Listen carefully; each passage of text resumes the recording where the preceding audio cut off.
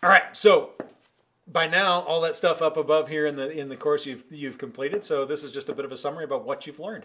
Let's get a little serious here with it. So what you've learned. You learned about defining behaviors. You've learned about the topography of behavior, right? So defining a behavior is important so you can then know when the behavior has occurred and know when the behavior has not occurred if it's something you're trying to increase. We know that how a behavior looks, right? So that's the topography piece. We'll get into function down the road. As we move through the course, we're going to add individual little layers here. But you know now that behavior is an action. You know behavior is something that is done. And it sounds odd to say this, but people don't often think about it, right? So it's like kind of obvious when you really get into it, but it's something that's important.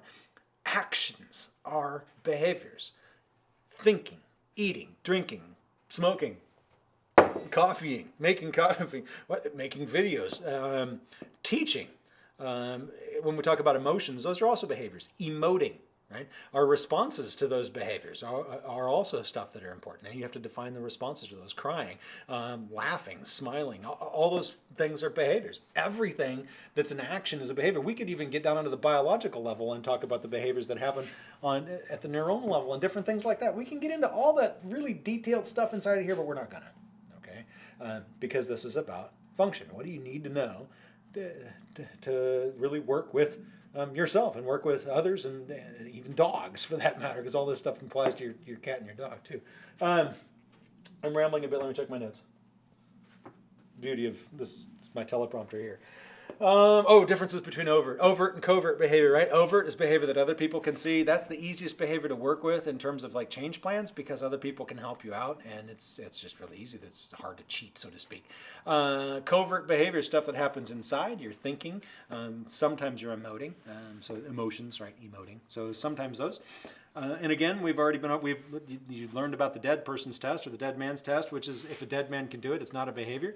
So we can only increase behaviors or decrease behaviors. And that's really all our option is. We can increase them or maintain them, I guess, or decrease them.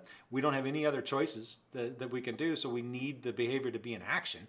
If it's going to go up, we need it to be in action. If it's going to go down, we need it to continue to be in action if it stays the same. So again, dead man can't do anything. So if a dead man can do it, it's not a behavior. So if you put the word not in front of something, not smoking, not drinking, or something like that, then it doesn't work. You have to use things like abstaining. But we'll get into that later. No big deal. So that's about what we've learned so far. Topography, the definition of behavior, and you put some other more technical definitions in there too. So hit us up if you got any questions. We'll definitely answer for you, but that's a good summary of what you've learned so far. Talk to you soon.